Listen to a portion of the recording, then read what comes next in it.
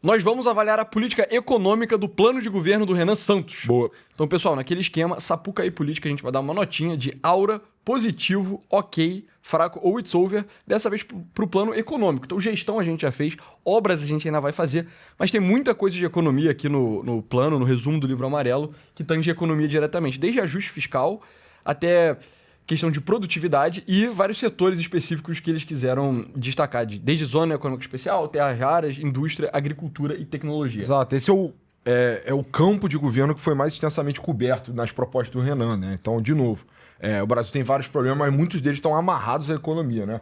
Muito do nosso desgosto, né, na nossa vontade de votar no Renan, ela está amarrada justamente ao clima de improdutividade, né, de não crescimento, de falta de oportunidade que assola o Brasil. E, de novo, a economia é a base para você poder construir em cima, né? Então, muitas coisas também estão amarradas porque o Brasil não tem dinheiro para gastar, né? Então, a gente vai começar justamente pelo ajuste fiscal, né? O remédio amargo. Exato, que é, de novo, a questão que você provavelmente mais ouviu o Renan falar, a qual ele está mais azeitado. Por quê? Porque esse é um problema imediato, esse é o problema do agora. Do agora não, do ano que vem. Né? O Brasil está com as contas públicas muito pressionadas. Enfim, nos anos que se sucederem, o Brasil provavelmente não vai ter condição nem de honrar seus pagamentos, né? Vai ter que apelar ou para endividamento, para emissão de moeda. Isso é periclitante. Essa é uma resposta que todo presidenciável deveria ter na boca. Poucos deles vão ter, quiçá nenhum. Mas o ponto é que precisa começar por isso definitivamente. Pois é, mas antes de mais nada, pessoal, entrem em Camisetas do Antum, site que você pode comprar uma lindíssima camisa escrita Antum, o futuro mora no Rio. Estamos com com o lote esgotando, os estoques limitados. Essa é a edição limitadíssima, cara. É só pra você mudar aquele seu carinho, né? Mostrar o seu apoio nesse momento. Eu tô vendo e eu vou ficar muito feliz com a sua compra. Você vai me ajudar muito. E você pode usar pra muita coisa. Traje de gala, belíssimo, você usar no seu dia a dia. Então, encontro com a sua família. Se você tiver trajado de Antum, vai ser maravilhoso. Andar na rua, ir na faculdade, ir na academia, dormir e principalmente fazer amor usando essa camisa. Com a mulher que você ama. Pois é. Mas enfim, o link tá na descrição. Vista Antum. Mas vamos lá. Remédio amargo. O problema. O governo brasileiro hoje não tem dinheiro para gastar. Nosso projeto é transformar o Brasil em 30 anos em uma das 5 maiores potências globais. Para tal, será preciso liberar grande capacidade de investimento que custeie projetos de infraestrutura, tecnologia de ponta, desfabilização e projeção nacional. Na prática, o risco mais imediato é o desequilíbrio das contas públicas, uma questão crônica que o país perdura desde antes do Plano Real. Após a implementação do Plano Real, o principal instrumento de ajuste fiscal foi a elevação da carga tributária. Então, é isso, você tem um problema que você gasta mais do que você arrecada. Tem duas formas de resolver. Ou você gasta menos, ou você arrecada mais. Desde o Plano Real, o pessoal só fica aumentando imposto. Mas chega uma hora que não dá mais. Passa a se tornar improdutivo, né? Você passa a coibir consumo, produção e tal. E a gente já tá nessa etapa há um tempo já. Né? Pois é. Um modelo que secou as fontes de investimento, em última instância, mostrou-se incapaz de sustentar um crescimento médio anual de 6% nos gastos públicos. Muito alto, né? Então, cara, se o gasto público tá aumentando 6% ao ano há uma década e o PIB andou de lado, ferrou, cara. Entendeu? O resultado foi a crise do segundo governo Dilma. A solução radical para o problema foi o teto de gastos do governo Temer, que almejava limitar o crescimento dos gastos públicos e, para isso, congelou a despesa em termos reais, corrigindo só pelo IPCA. Um objeto louvável, mas que foi repetidamente violado durante o governo Bolsonaro e até ser rompido de vez com o governo Lula. E aí, de novo, aí vale um parênteses, né? A prerrogativa que o Bolsonaro teve para romper o teto de gastos, no primeiro momento, foi a pandemia. Naquele momento, o Estado brasileiro teve que arcar com uma porrada de gastos excepcionais, vacinação, hospital de campanha, né? Hospital em lugar na casa do cacete. Foi muito caro cobrir a pandemia. Só que o problema é que as contas públicas nunca regrediram para o patamar normal.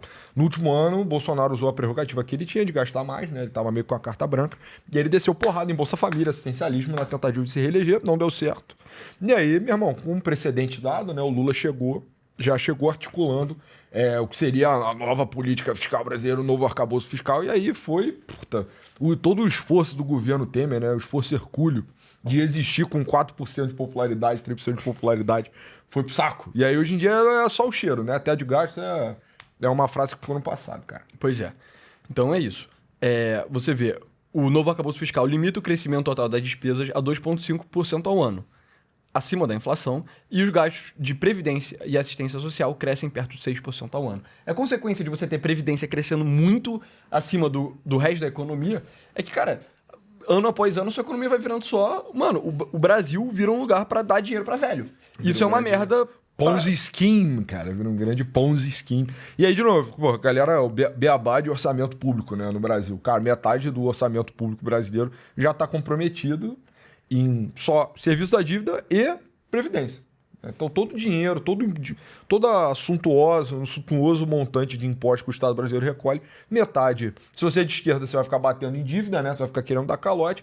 E se você for de direita e for mais espertinho, você vai ficar de olho e falar, opa, tem reformas estruturais a ser feitas. O correto seria lidar com os dois, né? Só que lidar com o primeiro de uma forma responsável. Só que os dois você lida da mesma forma, que é isso aqui. Exato. Porque não tem como dar calote na dívida. Exato, eu acho que um diagnóstico honesto é esse, justamente. É tipo assim, cara, a gente precisa liberar o orçamento. Então, porra, eu preciso pagar a dívida, né? Preciso começar a comer fatia dessa dívida, não só pagar os juros, como avançar no pagamento dela, como, da mesma forma, também fazer as reformas necessárias para que a Previdência não vire isso, né? Esse monstro opressor do orçamento público, né? Pois eu também quero que o governo gaste dinheiro comigo, entendeu? Pois é, com seu filho, eventualmente. Com meu neto. O déficit nominal do setor público consolidado atingiu 1 trilhão. E aí o déficit é uma coisa, não é acumulativo, não, é todo ano. Todo ano o governo gasta 1 trilhão a mais do que ele arrecada. A dívida pública federal encerrou 2025 em 8,6 trilhões, um crescimento de 18% em relação a 2024. A dívida bruta do governo geral atingiu 80% do PIB. E eu falei sobre isso em algum episódio, que é, cara, países desenvolvidos até têm uma porcentagem maior. Isso é muito ruim para eles, então tem problema para eles também. Mas para o Brasil é particularmente ruim, cara, porque o Brasil paga um juros muito caro. Então você tem um endividamento tão alto, mano, o juros só fica uma coisa enlouquecedora e os juros tão altos faz com que o resto da sua economia não faça sentido você investir em coisas produtivas, porque você vai ganhar mais dinheiro só emprestando dinheiro pro governo, entendeu? Exato. E aí, de novo, cara, você saber a cifra é importante, né? Ou se não for a cifra, pelo menos a casa decimal que está, entendeu? É um problema de trilhão. Então, assim, dezena de trilhão, de trilhão, né? Caralho. Então, assim, pô, cara, se você vai falando de custo que é de milhar, é de centena de milhar, até de milhão, centena de milhão, você ainda tá na vírgula ali, cara. Então, assim, o que vai mudar, o que pode mudar o cenário de verdade mesmo são essas coisas grandes, não tem jeito, é federal. É da ordem de dezenas de bilhões e centenas de bilhões. Então, tipo, eu também sou a favor de austeridade, acho que os políticos têm muito benefícios, juízes têm super salários e os super salários agregados até batem no bilhão. Isso aí batem no dezena de bilhão. Batem no dezena de bilhão, mas, porra, cara, o que você tem que endereçar de verdade hoje tá o grosso do gasto. Isso aí não tem jeito, né? Pois é. Enfim, o ajuste fiscal necessário é da ordem de 250 bilhões anuais, segundo Mansueto de Almeida. Para realizar esse tipo de mudança, qualquer governo a partir de 2027 precisará desindexar, desvincular despesas e reformar a Previdência. Então, cara, isso aqui é bem radical no sentido de que todo mundo sabe que isso é necessário, mas as pessoas têm muito medo de falar, porque é uma coisa impopular politicamente, cara. Reformar a Previdência quer dizer que vai ter pessoas idosas ganhando menos dinheiro. A gente quer que o velho passe fome? Não, obviamente não.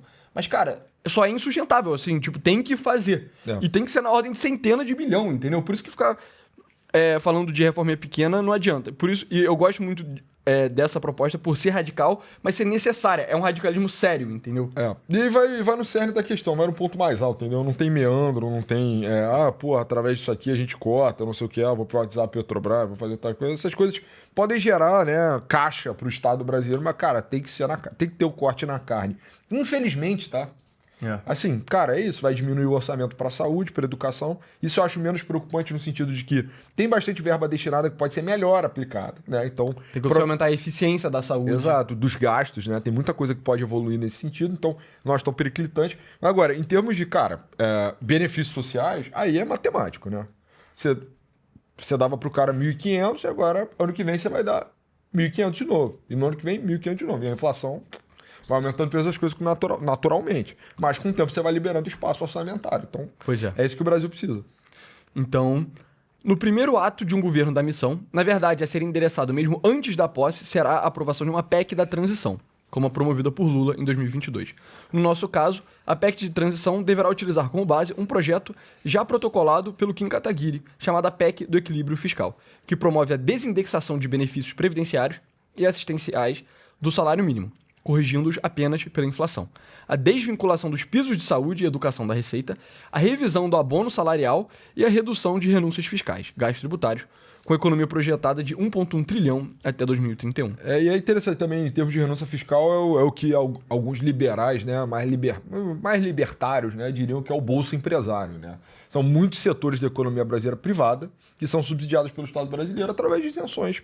Né? E isso é um valor que vem se acumulando, tá? Isso é um cenário que está em expansão, que é muito interessante. Né? Então, de certa forma, o governo se propõe cada vez mais a subsidiar o emprego de algumas pessoas, né?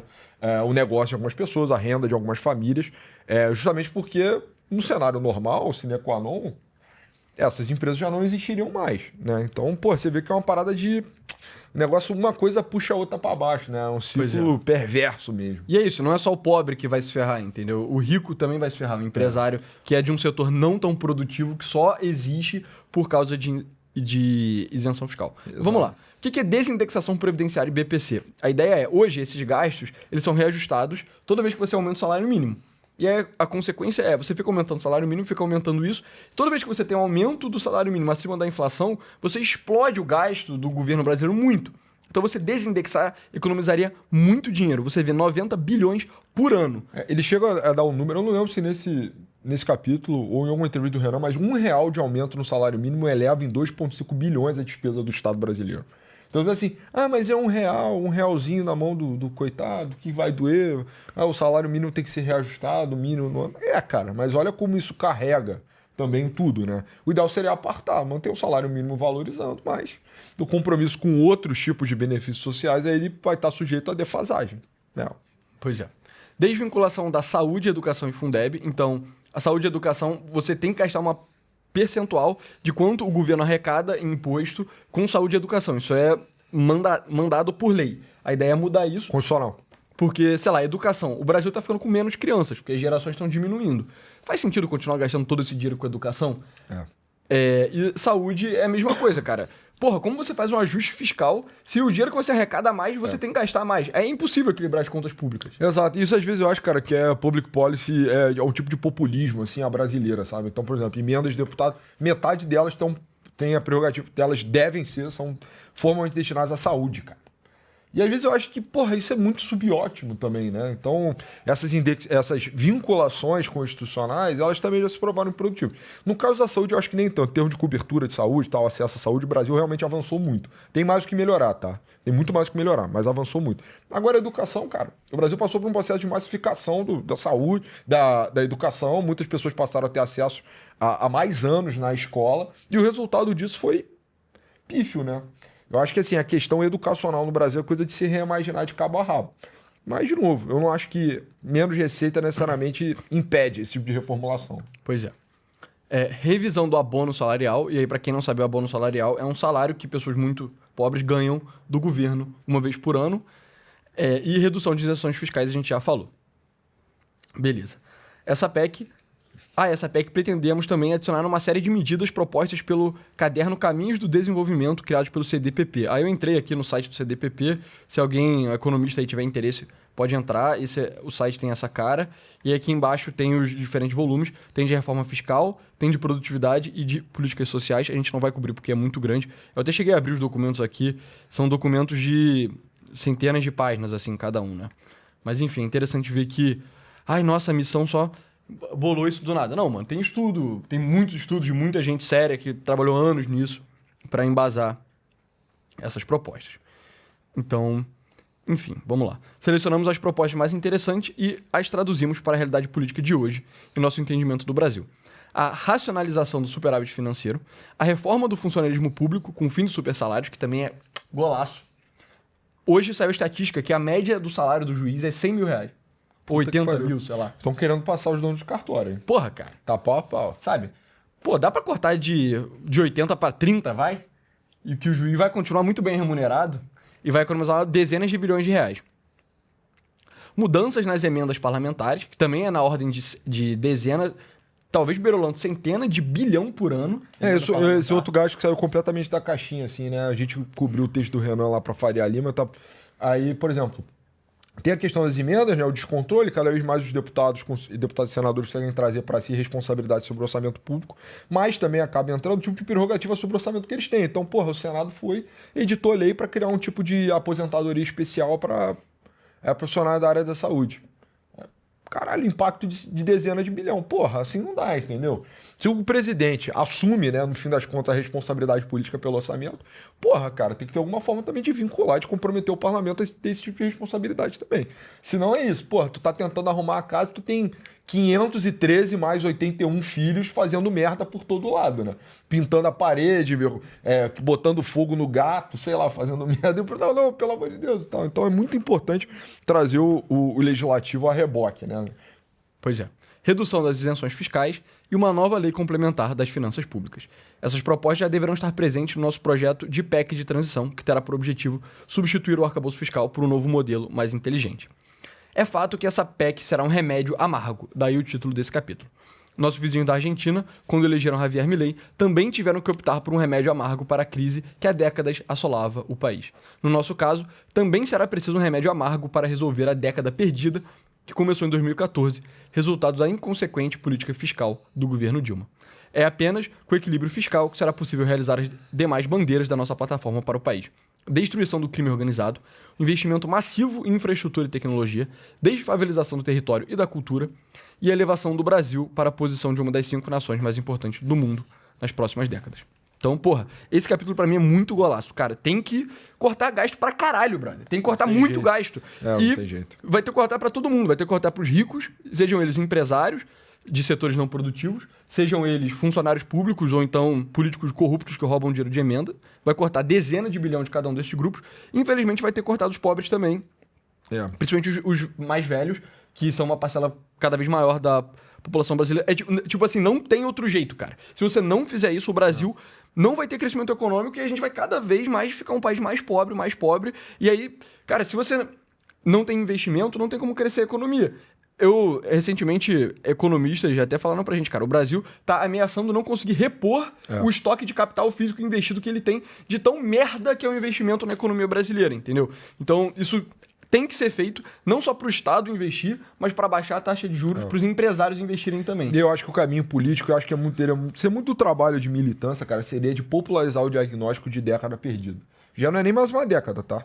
Já passou da década. Mas é constatar com clareza que, cara, o Brasil está jogando tempo no lixo. Assim, o Brasil não vai a lugar nenhum desde 2014. Eu acho que isso ainda não está tão... isso não está vulgarizado, popularizado de forma geral, mas foi o alicerce para toda a campanha do Milei. Então, assim... Renan, esse ano, tá difícil, mas dá. Mas assim, se não for, tem que começar a trabalhar forte para popularizar esse diagnóstico. Assim, meu irmão, o Brasil não está indo a lugar nenhum. Em termos de desenvolvimento, o país está travado, não vai. E só dá para ir só tem uma saída, que é a austeridade. Não tem jeito, entendeu? E pra gente trilhar um caminho Argentina, né? Não deu para semear o campo desse ciclo, mas que seja pro próximo, tem que semear. Exato. E um caminho até melhor do que o da Argentina, né? Porque mais pra frente tem um investimento público que pretende trazer empregos melhores, indústrias melhores. Enfim, essa parte... Se a gente separasse a economia em fiscal e resto, pra mim era aura.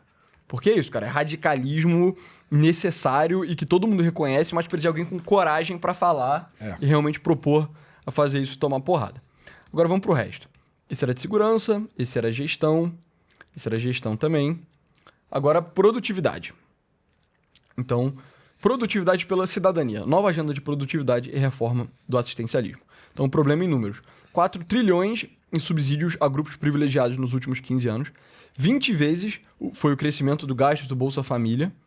Eles falam aqui, tipo, os últimos 30 anos. Desde 1990, a produtividade do trabalho praticamente estagnada no Brasil. É só para vocês entenderem o que é produtividade, porque sempre tem essa discussão no Twitter, algumas pessoas claramente não entendem o que significa. Produtividade, você mede quanto PIB...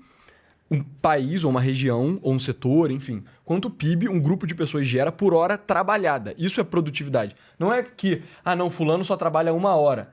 Se o fulano trabalhar só 1 hora e gerasse uma puta grana, isso seria uma produtividade maravilhosa, entendeu?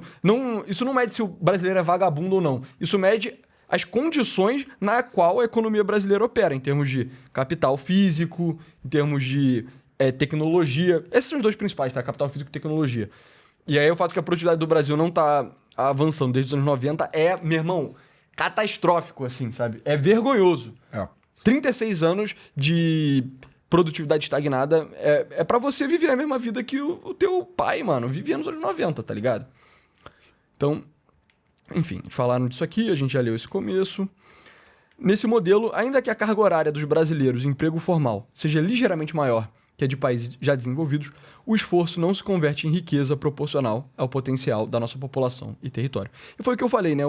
A forma como se aumenta a produtividade é principalmente investimento em máquina, capital físico, leia-se, e investimento em tecnologia, que aí, enfim, é uma coisa mais difusa, como exatamente você consegue. Então, produtividade do trabalho por setor no Brasil, de 96 a 2020. O agro cresceu 6% ao ano, que é o motivo pelo qual você vê o agro cada vez se tornando mais importante economicamente e politicamente. E dá pra se falar, né? De nova elite brasileira tá justificado, né? Tipo assim, é assim que se enriquece, não tem atalho. Mineração, mais 3,5%. Você vê também a Vale se tornando, de forma inequívoca, a maior empresa brasileira, tem muito a ver com isso. E aí as outras coisas, indústria, manufatura e construção, tudo caindo, cara. Caindo desde os anos 90. E agro e mineração são dois setores com relativamente baixo valor agregado. Porque mineração é literalmente você tirar pedra do chão, processa ela um pouquinho, tudo bem, mas você vende pedra, essencialmente. E agricultura é você... plantar coisa Você planta uma coisa no chão e vende, cara. Pô, pelo amor de Deus, entendeu? Coisa muito simples. Né? Muito simples. Na parte de agro, tem propostas interessantes para, por exemplo, o Brasil produz café e vende o café cru. Na Alemanha, você fazer a torrefação. Pelo amor de Deus, cara. Isso não ser feito no Brasil é absurdo. Isso é um comentário ligeiramente professor de geografia, né? Que vai falar sobre a lucratividade da atividade... a lucratividade que os países extraem do setor de agro. A Alemanha é um caso clássico, né? A Alemanha é um reexportador, né? Então compra o insumo bruto brasileiro, merecia virar lá Nescafé, virar puta que o pariu, e aí a Alemanha consegue extrair um valor muito maior. Então, por exemplo, a Holanda arrecadar mais com a economia agrícola do que o Brasil, né? Esse também é outro dado famoso, né? Já bastante vulgarizado. Do tamanho do Rio de Janeiro. Um dado famoso, mas já um dado bastante vulgarizado também. Mas é pertinente. Assim, a gente já falou, acho que no Zema eu fiquei ranting, no final perdoa o mau humor. Mas, enfim, o ponto de que o Brasil não ter marca de referência em café, eu não estou dizendo não ter café excelente, né? Claro que tem café excelente. Tomo todo dia. O ponto é que não tem uma marca que possa estar inserida ali no nicho de consumo, que aí possa, ganhar muito dinheiro. Se você fazer um café seleto no interior de Minas Gerais, disputar uma competição, ganhar um dinheiro, né? Vender caro a tonelada desse café, beleza. Isso já acontece, na verdade, né? Agora, o Brasil não tem tipo uma Nescafé, né? Uma coisa meio alto padrão, médio padrão, que possa ser popularizado, disseminado pelo mundo, é loucura. Assim, é insano mesmo. E aí, nesse capítulo de agro, a gente vai falar mais sobre isso, mas também é um debate de produtividade, né? Pois é. A crise de capital humano merece destaque especial. Essa ineficiência é agravada por problemas estruturais que travam o desenvolvimento. Gargalos de infraestrutura que restringem a produção. Então, a infra do Brasil, logística mesmo. Então, pensa estrada, ferrovia, porto, etc. Ela é uma merda. Uma crise educacional profunda, com 73% dos estudantes sem nível básico em matemática e 50% incapazes de ler texto de dificuldade média. Então é isso. Às vezes no Twitter eu falo, nem todo mundo devia ir para o ensino superior. Aí as pessoas ficam escandalizadas. Caraca, pessoa, como assim? Cara, nego não consegue ler, cara. Não consegue fazer conta, mano. Porra, esse cara não consegue nem ter um emprego técnico. Não consegue nem ser um técnico industrial para trabalhar numa fábrica. Ele, consegue só ter um trabalho de baixíssimo valor agregado, entendeu? Não, e de novo, se o teu diagnóstico estivesse errado, a gente não observaria tanta gente graduada, mas, sem emprego, né? Desempregado. Isso virou um diagnóstico banal também no Brasil, né? Pois é. Que é falar Uber engenheiro, Uber advogado, que seja. Se isso não fosse verdade, a gente não conseguiria perceber esse tipo de coisa na sociedade. Né? Incentivos perversos que favorecem firmas pouco competitivas, e aí tem a ver com política externa, tem a ver com incentivo fiscal. Complexidade tributária que desestimula o investimento produtivo. Então, a carga tributária do Brasil... Não é nem a carga, na verdade, né? O código tributário ele é muito complexo. Litigiosidade excessiva da justiça trabalhista. Isso é verdade. Cara, tem empresa que quebra por causa de problema trabalhista bullshit, sabe? Não é nem problema trabalhista real. Problema trabalhista falso. Insegurança jurídica que desestabiliza planejamento de longo prazo. E o protecionismo crônico que blinda setores ineficientes, impedindo a realocação de recursos para outros mais produtivos. E aqui detalha um pouco disso que a gente leu, propostas e soluções da missão. Então, essas soluções constituem, na verdade, uma transformação sistêmica que busca realinhar os incentivos em toda a economia.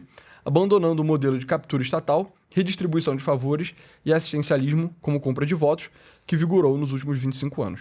Enquanto outros capítulos do livro endereçam gargalos mais intensos, como educação e infra, além de questões específicas do agro, energia e indústria, que a gente vai cobrir, esse capítulo é dedicado às reformas microeconômicas mais importantes, que destravam a competitividade em todos os setores e a correção de distorções causadas pela regulação excessiva e pela distribuição de privilégios. Então, aqui fala sobre o CDPP, beleza. Assim, o capítulo é dividido em 3 partes: retomada da produtividade, caminhos para o crescimento, então uma série de propostas tangíveis com as quais buscamos superar esses gargalos, combinando a expertise, beleza, e frente cidadãos, que é a proposta de reforma do sistema de assistencialismo, substituindo o Bolsa Família por um modelo de frente de trabalho, em que beneficiários participam de projetos para o bem público, se consolidando como participantes ativos da comunidade. Então a ideia é substituir o cara que ganha o Bolsa Família para não trabalhar por um cara que vai ganhar um benefício. Ganha um benefício para ele não passar fome, mas vai ganhar um trabalho também para ele se inserir na comunidade e contribuir para o bem comum. E aí esse capítulo encerra aqui. Infelizmente não tem o resto dele, né? Se fosse o caso do livro amarelo estar público, enfim, se alguém tiver interesse, né, tiver o livro amarelo, enfim, tiver acesso a esse PDF de alguma forma, entre em bem mais detalhe. Então esse capítulo aqui tem 28 páginas, então ele é um capítulo relativamente grande. Se vocês tiverem interesse no que está escrito, vai mais ou menos na linha desse documento do CDPP que eu cheguei a pesquisar. Então, proposta para o mercado de crédito, que é muito importante para as empresas investirem. Afinal de contas, ninguém tem 10 bilhões de sacanagem no banco.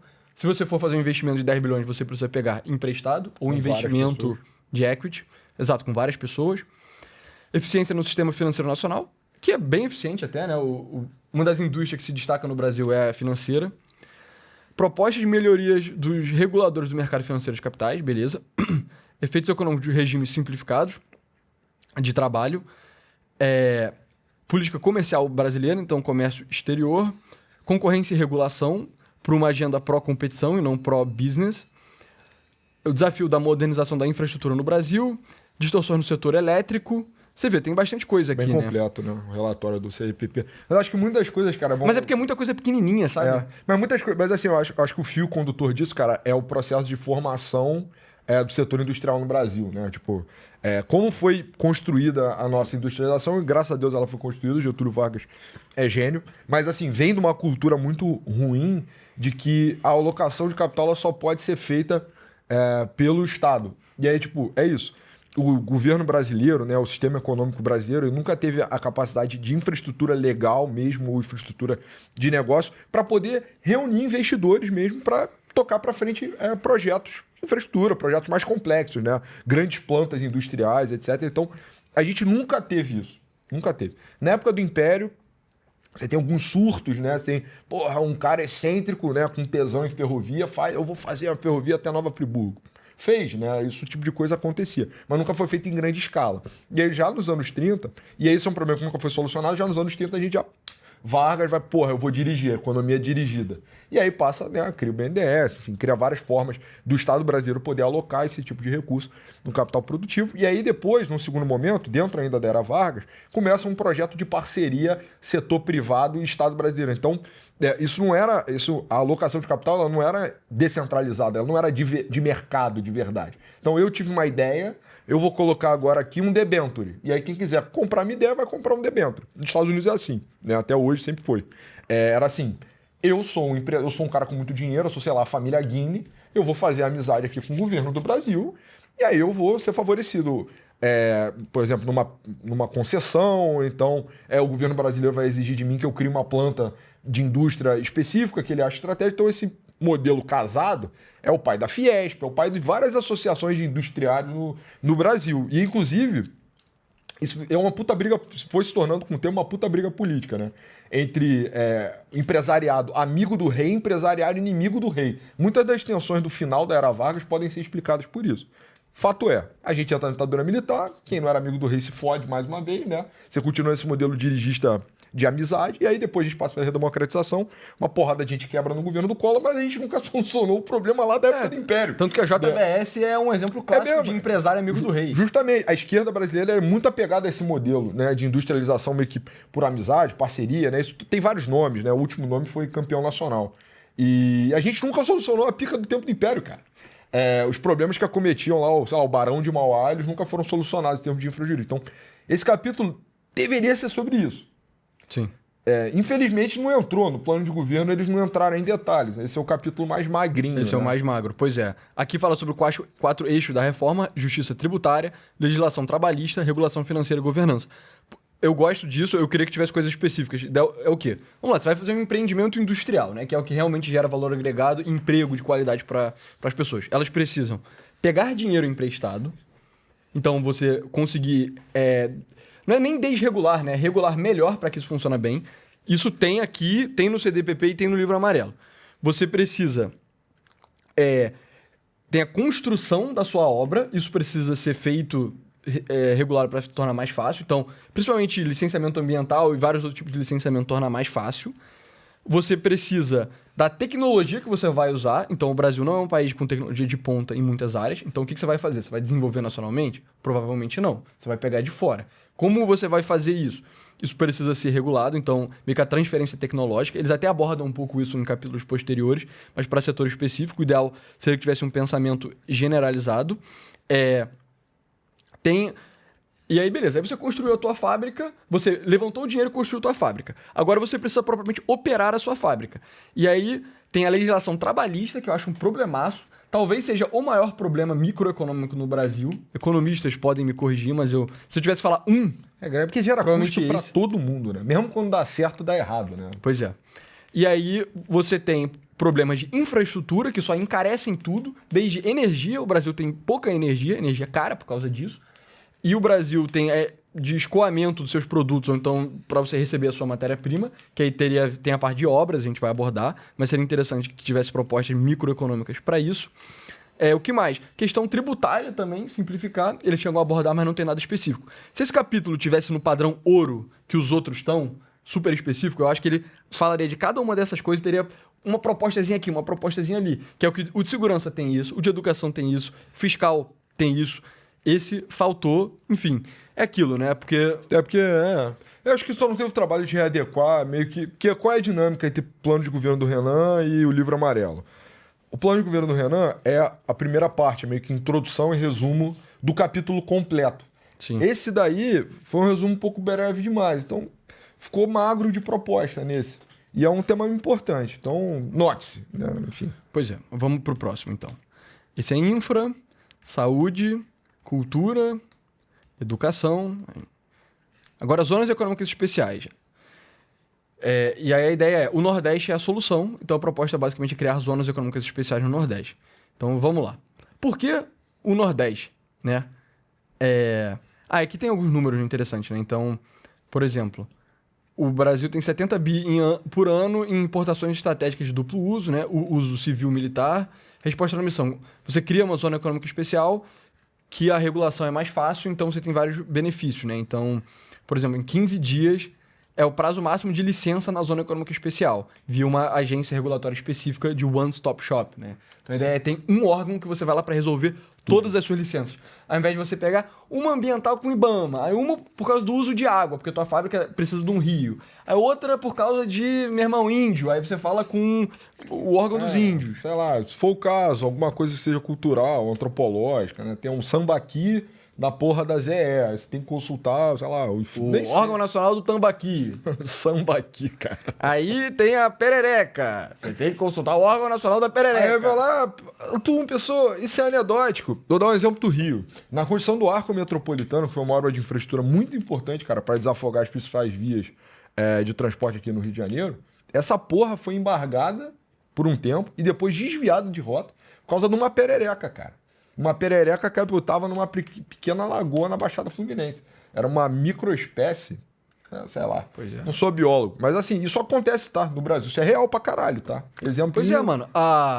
O petróleo na margem equatorial ficou travado por muito tempo por causa de problema ambiental retardado, cara. Aí era tambaqui. Pois é. Que era o peixe da região amazônica. Mas vamos lá. O problema. De acordo com o nosso corpo de especialistas, a nação experimenta desindustrialização precoce, caracterizada pelo enfraquecimento do setor manufatureiro, estagnação da produtividade, que limita a competitividade global, um custo do Brasil elevado, que desestimula investimentos e operações, dependência de importações estratégicas de duplo uso, concentração de tecnologias críticas em outros países,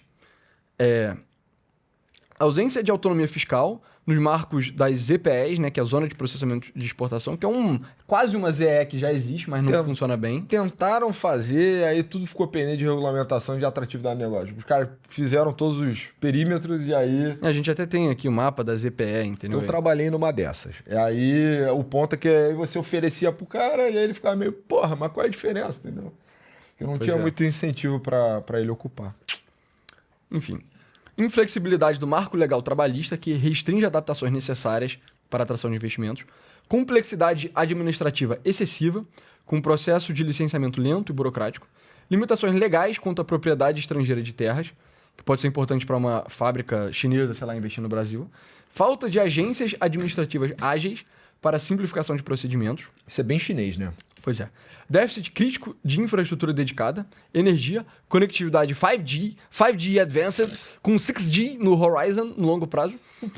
Tem um claro problema nisso aqui, né? Esqueceram de mencionar o 7G. 7G, mano. E esqueceram o mais importante, cara, que é Real OGs, entendeu? Sim, mano. Esse é o mais importante pro plano. Do it still exist? Exato. Mas esse é o mais importante de todo o projeto, cara. Além do 6G, do 5G Advanced, do 5G... Falta o Real G's Moving Silence. Esse é o mais importante para a infraestrutura, cara. Pois é. Ausência de integração vertical em cadeia de alto valor agregado. Insuficiência de padrões de mineração responsável de baixo carbono. Eu achei engraçado essa parada de baixo carbono. Enfim.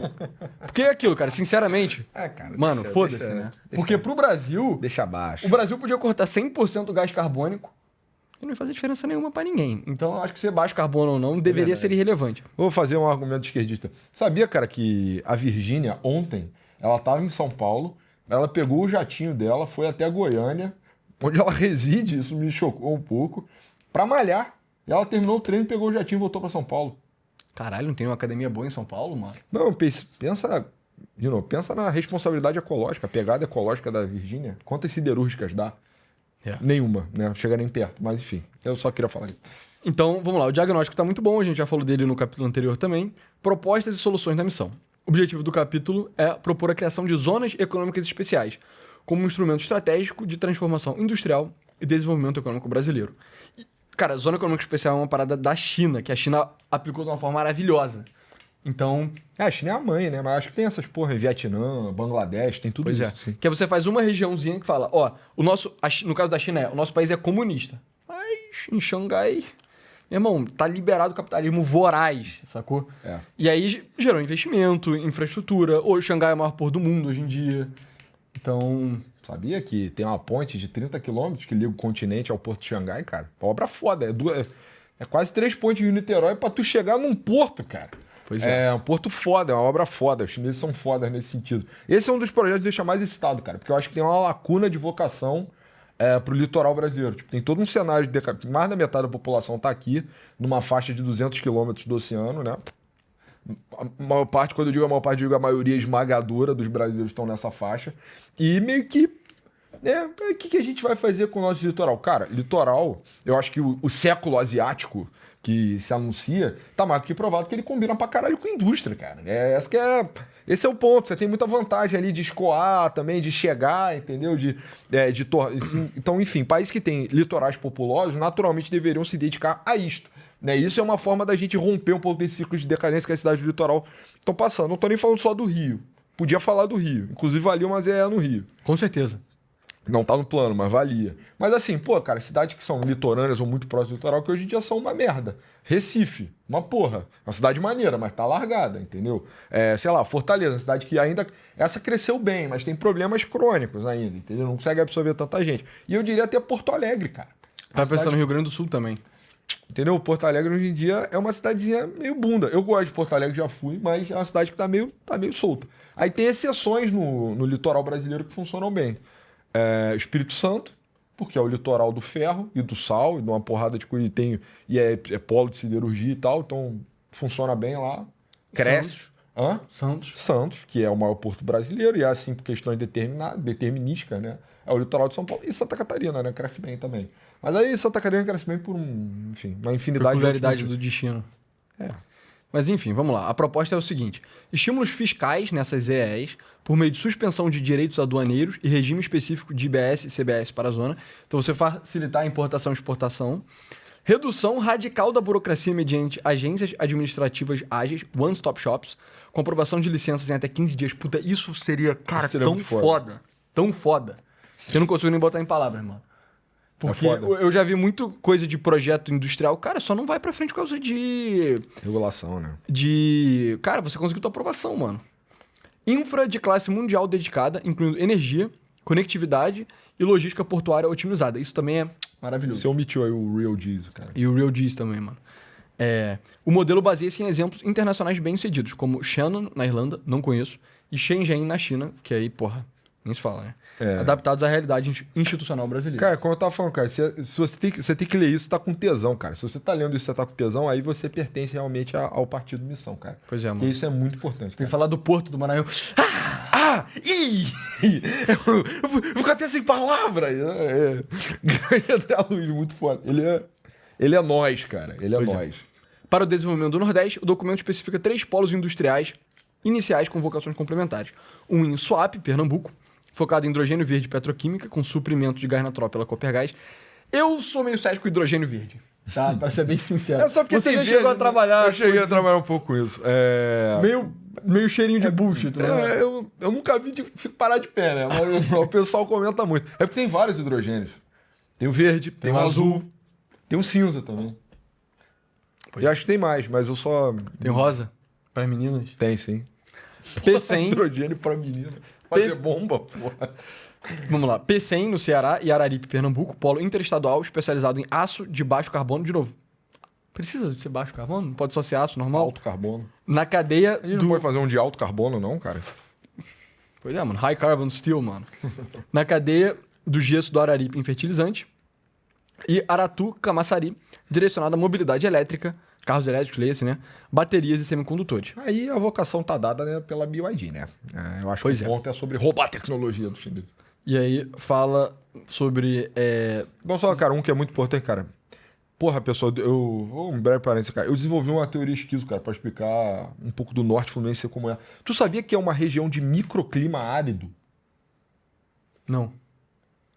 Mas faz sentido ser uma merda... Não, pera aí, cara. Não. Mas ser, norte, tipo, o norte fluminense... Norte, economicamente aquém do que poderia ser, né? e reproduzir, de certa forma, estruturas políticas nordestinas, cara. Pois é, mano. Então tem que industrializar o Nordeste. Cara, tem que industrializar lugar árido que tem perfil de votação bizarro. E o Norte Fluminense ainda tem Tem uma petróleo pra vocação caralho, né? clara, é uma ZE petroquímica. Tem o porto cara. lá. Pelo amor de Deus, como é que isso não tá no livro amarelo? Tem que ter, cara. Tem um porto lá, esse aí vai pro caralho. Mano. Faz outro em cima, entendeu? E aí, porra, cara, vambora. Eu acho muito claro isso também. Sim, e o Norte Fluminense ainda tem a vantagem do capital humano do Rio, né, cara? E de Minas. A gente vai lá, cara. Maricá é perto. Enfim. Se você é do Norte Fluminense, fique ligado no que eu falei. Pois é. ZE para reurbanização e desfavelização, então uma zona econômica especial, né, para desenvolver zonas urbanizadas e que hoje em dia tem favela, e uma ZE de temas de soberania, tipo cyberdefesa, sistemas autônomos e tecnologia aeroespacial. Isso é uma coisa que o Brasil tem um puta potencial, né, por causa da Embraer. O Brasil é o país do avião, cara. Os céus nos foram prometidos. Pois é. Esse capítulo da ZE eu acho que tá bem legal. Eu queria que tivesse mais detalhes sobre legislação trabalhista. Porque na ZEE você precisa de lei trabalhista especial. Eu queria... Ou você acha que a China desenvolveu com, porra, nego folgando, meu irmão? Não, a China desenvolveu com o nego trabalhando pra caralho. E na ZE, mano, bota lá. Se tu não quiser trabalhar pra caralho, meu irmão, vai pra zona econômica normal, filho. Se tu quiser a zona econômica especial... Você precisa de OGs, cara, pra fazer a zona econômica. Porque imagina, você faz no país de Beach Brothers. E aí, num país de Beach Brothers, ninguém vai querer trabalhar nessa porra, cara. Você precisa de gente querendo trabalhar 14 horas por dia. Isso aí é... Não precisa ser 14, vai.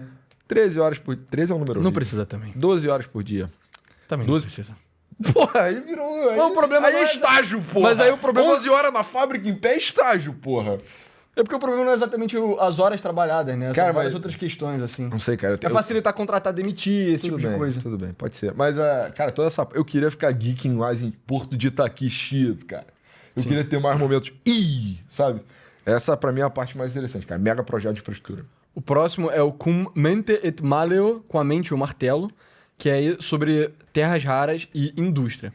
Aí fala muito sobre terras raras, Não é um Que tema você que acha? eu gosto muito. O que você acha do setor, pessoal? Cara, o que eu acho é o seguinte, eu acho que tudo que quando eu começo a falar demais em termos de economia, eu fico meio... Tu é meio... Qual Caralho, é? metaverso. Puta Você que sabe pariu. quem é É o o cara? metaverso de novo, mano. Tu sabe quem é o cara da... Você deve saber quem é o cara da história, que o cara vendeu tudo antes O da Heródoto? crise. Pô, esse é o pai da história, é verdade. Mas a historinha do cara na crise de 29, cara, que ele vendeu tudo logo antes, e aí foi porque o sapateiro tava dando dica de ação pra ele. Pois é. É um pouco isso. E isso aparece um pouco também naquele filme do The Big Short, né? Que Sim. ele recebe uns caras retardados lá que estão vendendo os bondes, e ele fica assim, pô, mas esses caras são retardados? E eles estão vendendo essa porra, isso é um mau sinal. Enfim. Pois é, falando dos desafios relacionados a terras raras, como que é muito importante. Vamos direto para as propostas para o vídeo não ficar muito longo também. Essas propostas aqui são bem extensas, né? Esse tá aí um capítulo específico, né? Pois é. Celebração de acordos bilaterais com os Estados Unidos e a União Europeia. Zona Econômica Especial dedicado ao processamento e manufatura de terras raras. Integração do Brasil à cadeia americana de semicondutores e defesa. Isso é uma parada que os próprios americanos têm interesse, tá? Que é integrar o hemisfério deles na parte de produção de semicondutor e coisas de bateria também, porque é tudo feito na China. Bateria os americanos também fazem. E parece que o Elon Musk também tá querendo construir uma fábrica de semicondutor lá nos Estados Unidos. Mas, tipo, Que é cara, aquela tirar da Ásia é importante, tá ligado? E o Brasil... É importante pra quem não tá na Ásia, né, cara? Quem não topa entrar na esfera de influência chinesa ou criar grotesca dependência tecnológica, né? Pois é. E aí, de novo, cara, eu acho que esse é um ponto que você fala, ai, tá com medo da China? Qual o problema? Esse anticomunismo vai te matar, vai te fazer mal e tal. Mas, cara, todo país pensa nesse termo, todo país com um pensamento estratégico pensa nesse termo. A China pensa a dependência que ela tem do Brasil. A China tem plano B, isso ficou claro agora no último plano quinzenal, sei lá, que porra de o planejamento que eles ainda têm hoje. Eles botam lá um paperzão de 5 em 5 anos. Fala assim, isso são riscos e essa é uma forma de mitigar esses riscos. a China depende do Brasil muito claramente em soja e ferro. E a alternativa chinesa ao agro brasileiro já está sendo construída há muitos anos. Não só num cinturão agrícola na África, como o próprio desenvolvimento do setor agrícola lá na China. Entendeu? Então, porra, eles pensam de lá e a gente E o pensa de ferro cá. pode vir da Austrália, no caso deles. Pode ser. Eu acho que eles nunca vão conseguir dar conta da própria demanda internamente. Então, isso aí é mais delicado. Mas, pô, cara, comida é só plantar, entendeu? É aprender a fazer e fazer. Mas, enfim, vai pensar, esse anti...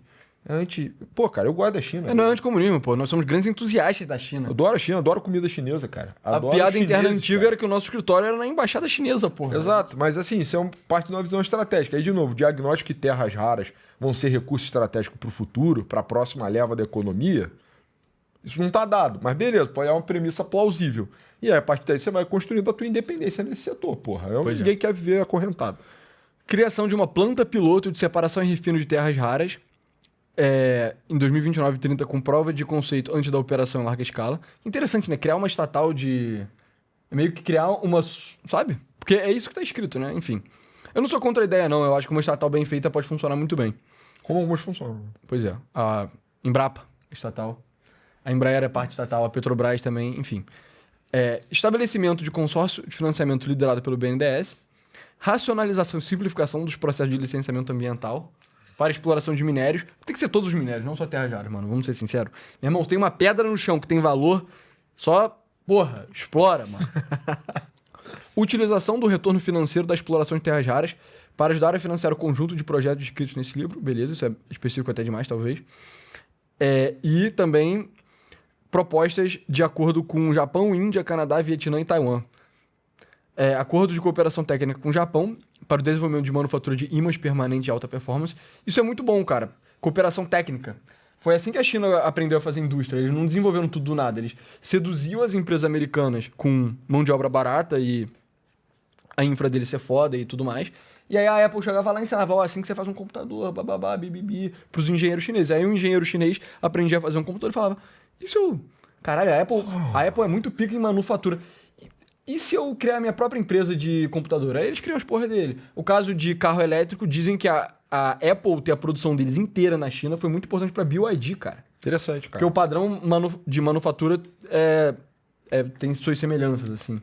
Então, enfim, eu sou um grande entusiasta dessa ideia. Parceria estratégica com a Índia para acesso ao mercado sul global. Eu não sou tão entusiasta disso. Engajamento com o Canadá, Vietnã e Taiwan. Enfim, isso parece meio aleatório, né? Com todo respeito. No plano financeiro institucional, tô errado? No plano... Cara, meu irmão, são outros países que são estratégias nessa cadeia aí, beleza. Isso aí já tá entrando um pouco na parte... Deveria ter um tópico que é relações internacionais. Tem, né? A gente tem que adicionar nessa PUC aí política, uma parte de diplomacia aqui. Vamos fazer. Mas Já enfim. um pouquinho pra isso já. Beleza, esse capítulo aqui eu daria uma nota um pouquinho abaixo também, porque eu acho que falou muito sobre terras raras, falou menos sobre indústria. Eu tenho minhas dúvidas até que ponto terras raras realmente é isso tudo que o nego fala. Eu sei que isso é uma pauta muito cara pro Renan, mas enfim, é minha opinião. E as propostas estão meio específicas demais, no sentido de que... Elas estão... É isso, não dá pra saber, né? Exato, só não dá pra saber, tá ligado? Tipo, em termos de... Como plano é interessante, né? Entrar nos específicos, mas aí eu começo a misturar um pouco também de wishful thinking, né? Exato. Aí eu vou fazer esse com Singapura, eu vou fazer esse com o Japão, esse com a Índia, não sei o quê.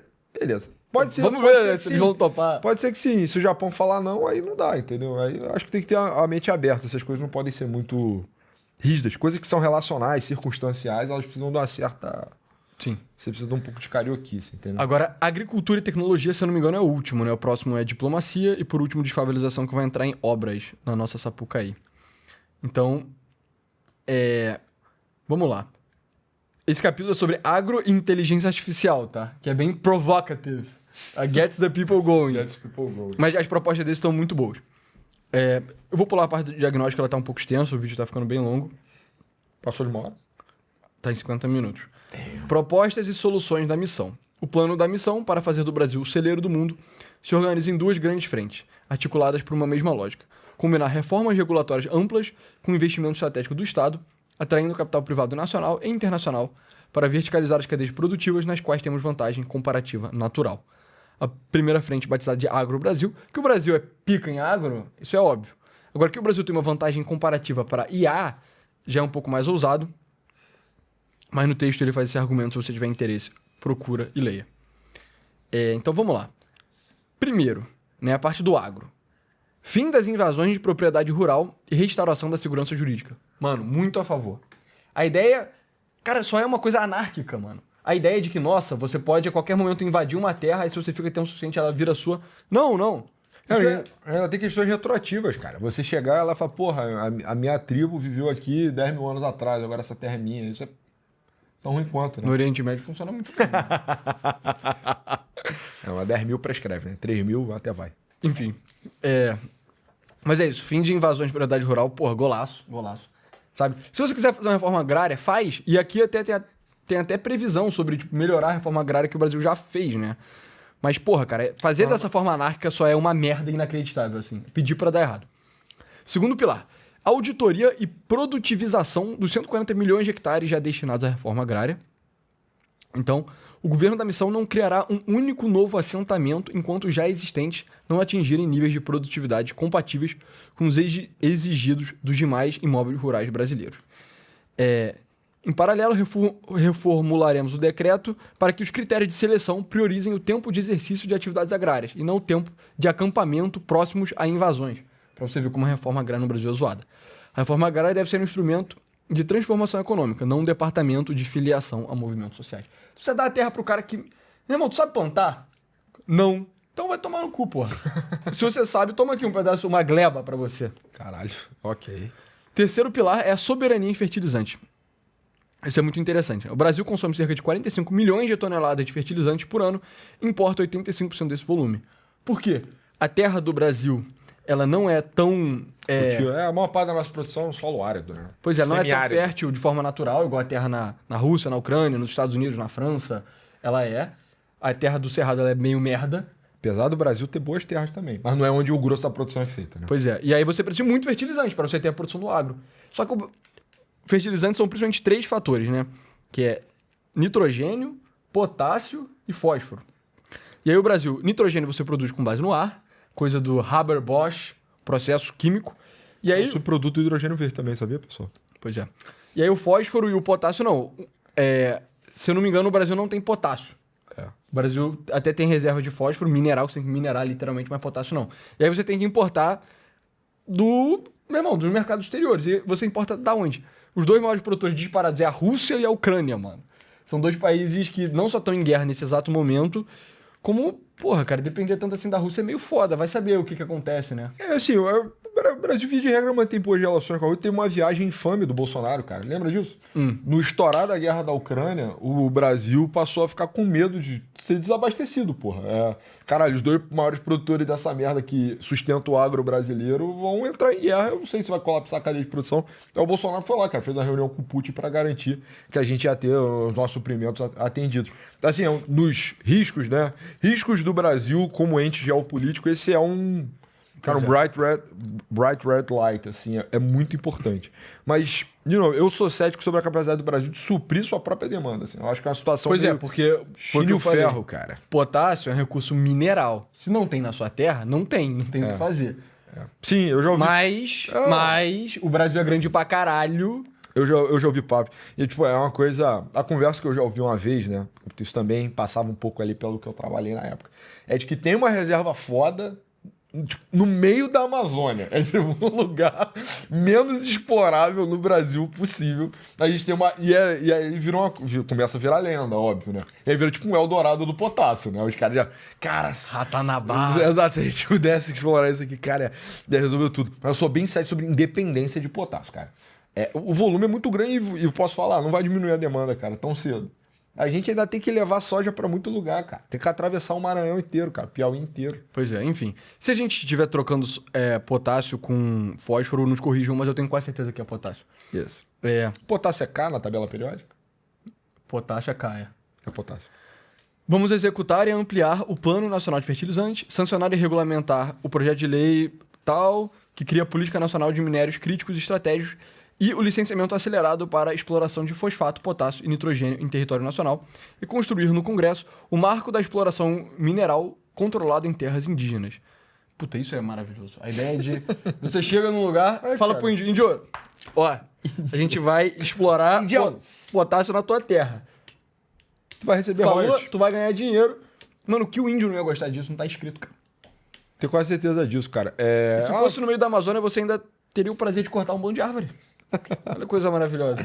Cara, a ideia de exploração econômica de reserva eu acho muito interessante, cara. Nos Estados Unidos tem algo semelhante, né? Mas lá funciona muito mal, né? Porque o tipo de coisa que eles exploram é de cassino. E aí os índios são operários de cassino, tá ligado? Eles são muito ricos, né? Eles são um grupo étnico com maior renda média. Tem o filme do Leonardo DiCaprio sobre isso. Que saiu uns 2 anos atrás. É um bom filme, cara. Foi pouco comentado. Qual foi aquele que você xingou, cara? Não. É Lua do sei lá o quê. Uma merda esse filme. Assiste Yellowstone, cara. A série é muito boa. É sobre isso, cara. Esse filme é uma merda. Assista 300. Não é? Indiretamente é sobre isso também. Cara. Tudo é sobre isso, no fim das contas, né? Leia... Tem um livro bom também sobre isso. O Alcorão. É um belo livro sobre isso. Boa, enfim. O quarto pilar é o salto na agroindústria e nas cadeias produtivas completas. O exemplo do suco de laranja, em que o Brasil se tornou líder mundial na exportação do suco industrializado, mostra o caminho.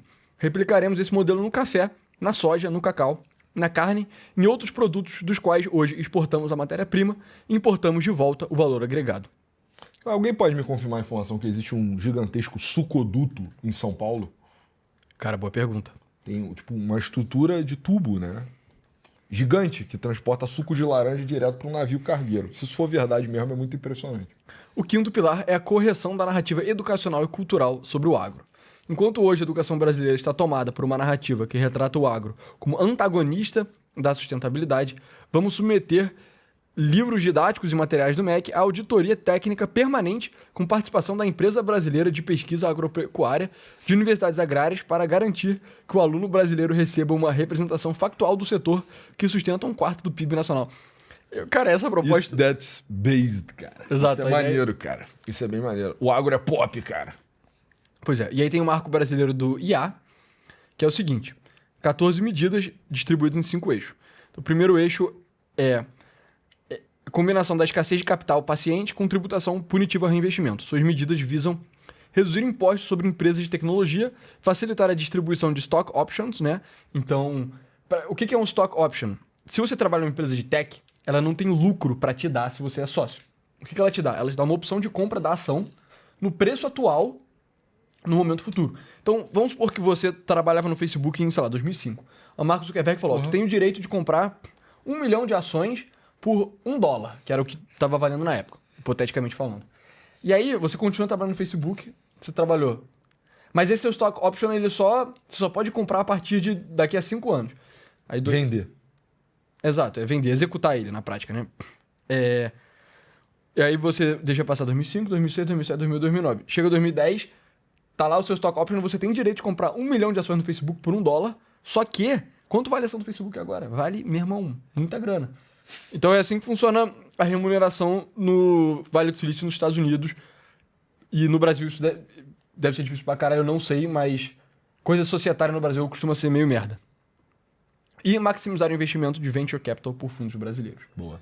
Eixo 2. Se articula em 3 movimentos. Reter, formar e repatriar os jovens talentosos do Brasil, garantindo que contribuam para o desenvolvimento tecnológico do país. Isso é bom.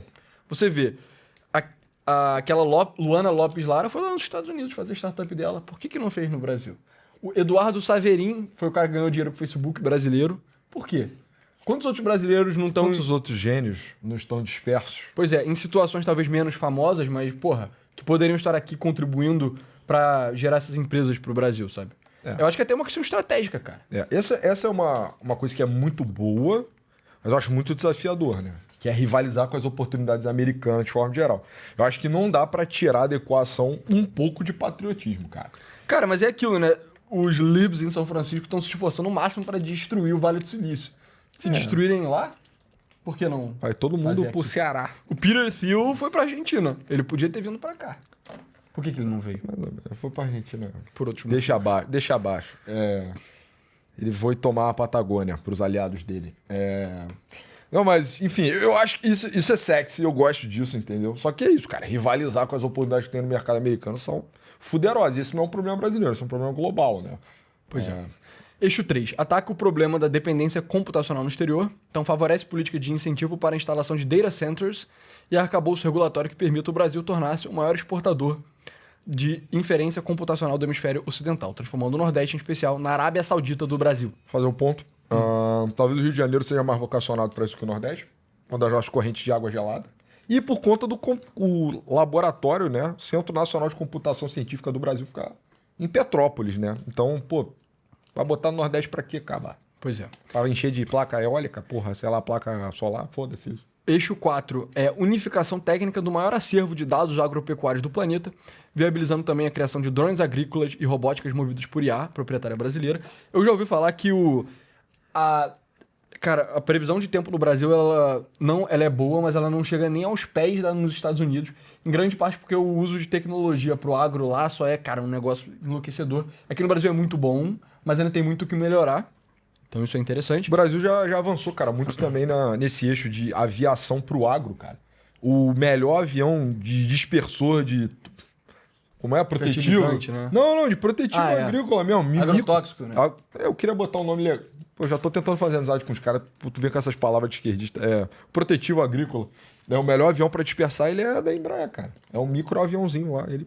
Pois é foda. Se fosse através de drone, quem sabe o Brasil consegue adaptar a tecnologia, né? E o eixo 5 entrega 2 projetos mais ambiciosos, que é o projeto Abaporu, gostei do nome. Eu sei quem escreveu isso. Dá um nome pro Um abraço pra você. Eu te conheço há muitos anos, eu sei quem fez isso, cara. Será um laboratório nacional de IA, com capital privado majoritário, governança independente e mandato concentrado na exploração das vantagens competitivas únicas do nosso país. Boa. Além das zonas econômicas de alta inteligência, será a aplicação das zonas econômicas especiais, a IA. Beleza, o que eu acho uma ideia interessante. E é isso, terminou a parte do plano econômico. Vamos dar a nota. Antes disso, vamos só revisar um pouquinho o que a gente cobriu, né? A gente cobriu a parte fiscal no começo. A gente falou da parte de produtividade. A gente falou da parte de zona econômica especial, terras raras e agro-IA. E aí, as notas que a gente pode dar são aura, positivo, ok, fraco ou dissolver. Pra mim, ponto a ponto, se eu tivesse que dar uma nota, seria o seguinte. Ajuste fiscal. Aura. Sem nenhuma dúvida. Aura pra caralho. Produtividade pela cidadania, eu daria um positivo. Eu acho que foi bom, mas eu queria mais daquele mesmo soco cara. Na barriga, entendeu? Eu queria tomar uma porrada. Achei que vocês iam querer mais recheio, cara. Mano, eu quero ler esse capítulo e... Eu vou ficar com vontade de vomitar. Tomar uma tubelada, cara. Cima pra baixo, cara. Quebrar meus dentes, cara. É isso. Eu quero que você me dê traumatismo craniano, cara. A parte de zona econômica especial, aura. Essa foi muito foda. Essa aqui eu fiquei todo Me tremendo. sei Terras lá. raras e indústria. Só pra ser escroto. Posso Vai posso botar dar um ok, cara. Posso dar ok? Eu Mas sou aí- detrator de terras raras, mano. Mas aí é meio, né? De lá e de cá, né? Da sua parte, inclusive. Sim. Só o agnóstico. E aí a parte de agricultura eu acho que tá aura também. E a de A? A de A tá boa. Você não tá meio... você acha que Terras Raras é positivo. hoax e A é firme. Cara, sim, eu acho o bagulho é que A, o problema, puta, o problema mais lá embaixo, cara. Como? Enfim, Você acha eu mais acho que- difícil solucionar. Enfim, no geral também, eu acho que o diagnóstico de todos os capítulos tá aura. Tá muito bom o diagnóstico em todos, sabe? Eu A parte fiscal, a parte de produtividade, a parte de ZE, terras raras, indústria e agricultura e tecnologia tá muito boa. Mas as soluções desse capítulo de terras raras e de... não, zona econômica especial tá muito boa. E desse aqui, produtividade. poderia tá foda pra ficar no nível do resto do programa que tá incrível, entendeu? cara. Eu já sei pra onde você tá caminhando. Ah. Eu tô second level thinking. Eu já sei que eu vou odiar o plano do Zema. Sim. Então, cara, eu já sei, né? Então, já dei uma olhada. Eu daria a aura, mas eu sei pra onde você tá indo, cara. Dá um positivo, só pra não dar nota 10. Só pra não mamar muito, né? Eu já tava falando, se vendeu por nada. Bro, por nada não, eu acredito nessa porra. Mas tá bom, né, pessoa? Tá bom. Pode ser positivo? Quando- Pode ser? quando- Vamos expulsar do partido? Quando o Tribunal Revolucionário, quando a gente chegar ao poder, a ditadura mitraísta, cara, você tá fudido. cara. Vamos expulsar do partido Eu vou por isso? lembrar dessa porra, cara. Vai ser uma coisa meio Caim e Abel, assim, cara. Vou matar você porque você botou esse positivo aí, cara. Mas Boa, tudo boa. bem, então. Mas enfim, é isso, pessoal. Espero que vocês tenham gostado. Valeu.